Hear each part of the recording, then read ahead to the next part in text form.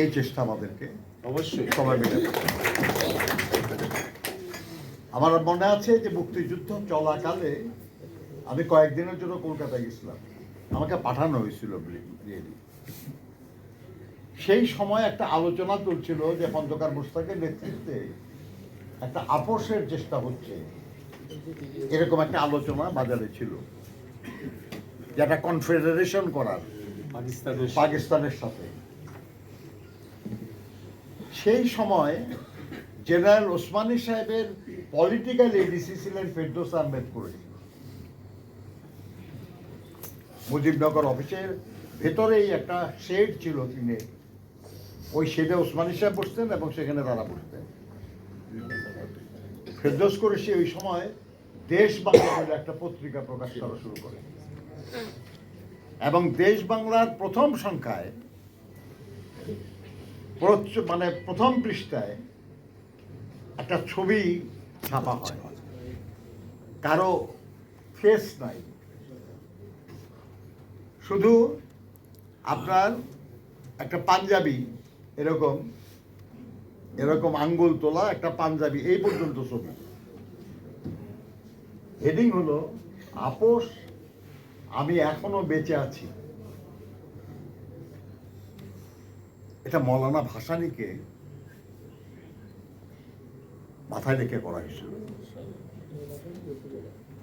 অর্থাৎ এই দেশের ইতিহাস বলে যে একজন মানুষকে সেই সময় আপোষহীন বিবেচনা করা হয়েছে, দেশপ্রেমিক বিবেচনা করা হয়েছে, স্বাধীনতার পক্ষে বিবেচনা করা হয়েছে, এবং তার নাম দিয়েই ধমক দেওয়া হয়েছে যে আমি এখনো বেঁচে আছি, কেউ আপোষের চেষ্টা করো না।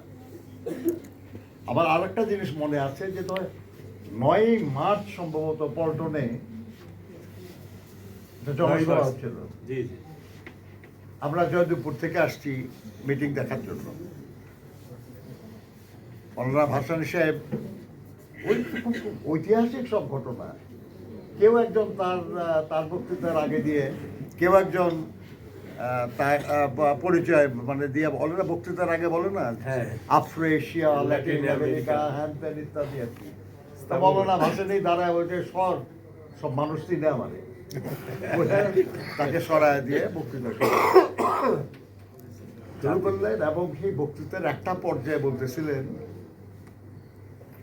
যে শেখ মুজিব, তুমি আমার ছেলের মতো, আমার 3 ছেলে, তার চেয়েও তোমারে আমি বেশি স্নেহ করি। 2 আনা 4 আনা পয়সা দিয়ে ঝাল মুড়ি এগুলেন খেয়ে দলের কাজ করছো, করো, কাজ করো, আন্দোলন সংগ্রাম চলতেছে, এটার মধ্যে থাকবা। বঙ্গবন্ধু হোক, নয়ন মনি হোক, কানের মনি হোক, আর চোখের মনি হোক, যাই হোক, আপোষ করলে পিঠে কোলাইব না। হ্যাঁ, এরকম বলার সাহস আর কারো ছিল না। বাংলাদেশ স্বাধীন হওয়ার পরেও একটা দারুণ কথা বলছিলেন মৌলানা ভাসানী, তুমি তো বঙ্গবন্ধু না, তুমি তো এখন বঙ্গবল্টু হয়ে গেছো। মনে আছে আপনাদের? বঙ্গবল্টু। এই বঙ্গবল্টু শব্দটা মেশিন রুসে আমাদের সেক্রেটারি ছিল মোতালিব সাহেব,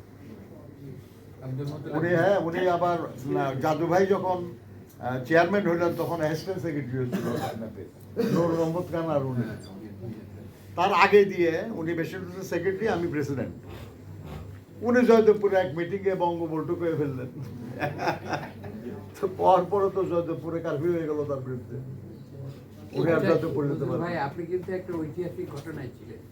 এটা হলো যে কলকাতায় মৌলানা ভাসানীর নির্দেশে একটা জাতীয় মুক্তি ফ্রন্ট হয়েছে। হ্যাঁ, এখানে বামপন্থীরা ছিল, আপনিও ছিলেন সদস্য, আমি ছাত্র সংগঠনের সদস্য ছিলাম, আর হায়দার আনোয়ার খান জুনো, আতিকুর রহমান সালু এরা ছিলেন, বাসার ভাই ছিলেন, তারপরে এখানে সব পার্টি, আপনিও ছিলেন। এই ভাই পুরানা কথা তো মনে হয় এনিওয়ে ব্যাপারটা হচ্ছে এটা বলতেছি আর কথাগুলি এই কারণে আর কি যে যার সম্পর্কে আজকে আমরা আলোচনা করছি তার সম্পর্কে বহু কিছু জানার আছে।